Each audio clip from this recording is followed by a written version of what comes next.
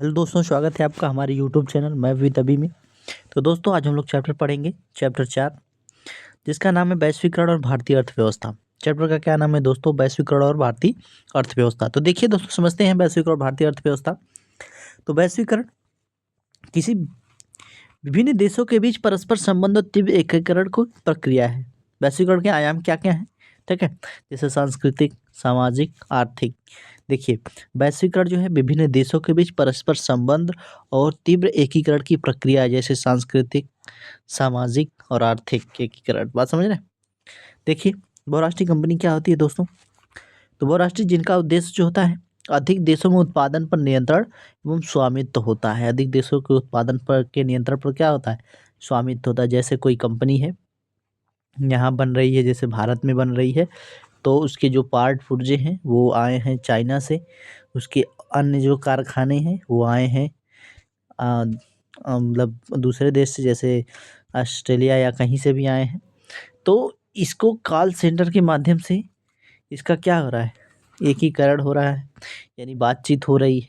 ठीक है, तो इसको कहते हैं बहुराष्ट्रीय कंपनी, यानी जिस कंपनी का उत्पादन जो है कई देशों से होता है। देखिए, बहुराष्ट्रीय कंपनी का एमएनसी का संक्षिप्त रूप जो है एमएनसी होता है। और बहुराष्ट्रीय कंपनी का उद्देश्य क्या है? उत्पादन लागत कम करना, अधिक लाभ कमाना। क्या है? अधिक लाभ कमाना। आगे देखिए, विकासशील देशों में सस्ता श्रम, प्राकृतिक संसाधनों की क्या है? प्रचुरता है। विकासशील देशों में सस्ता श्रम और प्राकृतिक संसाधनों की प्रचुरता है। समझ रहे हैं? सस्ता श्रम मिल जाता है, प्राकृतिक संसाधन अधिक मात्रा में मिल जाते हैं विकासशील देशों में। तो अस्थायी परिसंपत्तियों पर निवेश किया गया व्यय जो है निवेश कहलाता है। अस्थायी परिसंपत्तियों पर किया गया निवेश क्या कहलाता है? किया गया व्यय जो है निवेश कहलाता है। आगे देखिए, भूमि, भवन, मशीनरी आदि अस्थायी परिसंपत्तियां होती है। यानी भूमि पर व्यय करना या निवेश करना, भवन पर निवेश करना, मशीनरी पर निवेश करना, अस्थायी क्या है? परिसंपत्तियां, इस पे निवेश करना।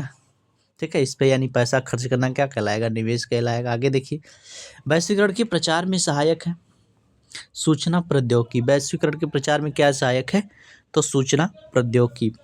ठीक है, विश्व व्यापार संगठन का संक्षिप्त रूप है WTO, वर्ल्ड ट्रेड ऑर्गेनाइजेशन। क्या है? वर्ल्ड ट्रेड ऑर्गेनाइजेशन, जिसका जिनेवा में है। संयुक्त राष्ट्र मुख्यालय कहाँ है? जिनेवा में। कहाँ पे है दोस्तों? संयुक्त राष्ट्र मतलब विश्व व्यापार संगठन का ट्रेड कहाँ है? तो जिनेवा, स्विट्जरलैंड। ठीक है, आगे समझते हैं। विश्व व्यापार संगठन का उद्देश्य जो है अंतर्राष्ट्रीय व्यापार से उदार बनाना। विश्व व्यापार संगठन का उद्देश्य क्या है? तो अंतर्राष्ट्रीय व्यापार से को उदार बनाना। विश्व व्यापार संगठन के सदस्य लगभग 160 लोग। विश्व व्यापार संगठन के सदस्य कितने हैं? 160 लोग हैं। आगे देखिए, आयात पर कर व्यापार अवरोधक कहलाते हैं। क्या कहलाते हैं? व्यापार अवरोधक कहलाते हैं। उदारीकरण क्या है? सरकार द्वारा व्यापार अवरोधकों को हटाने की प्रक्रिया है। सरकार द्वारा व्यापार अवरोधक को हटाने की प्रक्रिया जो है उदारीकरण। भारत की नई नीति जो है 1971 में लागू हुई थी। भारत की नई नीति कब लागू हुई थी? तो 1971 नहीं, बल्कि 1991 में। कब? 1991 में। ठीक है, आगे समझते हैं। तो देखिए, भारत की नई आर्थिक नीति 1991 के कदम क्या थे? उदारीकरण, निजीकरण, वैश्वीकरण। उदारीकरण, निजीकरण और वैश्वीकरण। आयात कोटा क्या है? सरकार द्वारा आयातित वस्तुओं की संख्या को सीमित करना। आयात कोटा क्या है?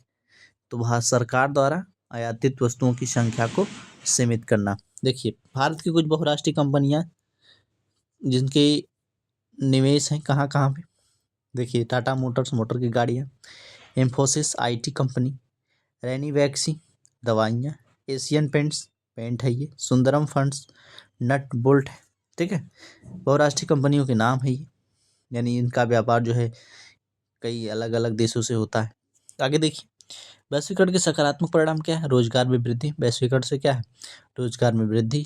उपभोक्ता को सक्षम वस्तुओं के विकल्प। उपभोक्ता के सक्षम वस्तुओं के विकल्प। वैश्वीकरण के नकारात्मक परिणाम क्या है? लघु एवं कुटीर उद्योग में हानि होती है, यानी जो छोटे व्यक्ति हैं उनमें हानि होती है। बढ़ती है स्पर्धा जो है एक अनिश्चित रोजगार पैदा करती है। दोस्तों, ये चैप्टर भी हमारा समाप्त हो जाता है। ठीक है, इस तरह से हमारे सोशल साइंस के चैप्टर जो है समाप्त हो जाते हैं। ठीक है, लेकिन चैप्टर 1 बच गया है, जिसका क्या नाम है दोस्तों? तो तीसरा चैप्टर मतलब चैप्टर वो सोशल साइंस में जो बचा है चुनाव वाले में। ठीक है, तो उसको हम लोग पढ़ेंगे जल्द ही। तब तक के लिए इतना ही।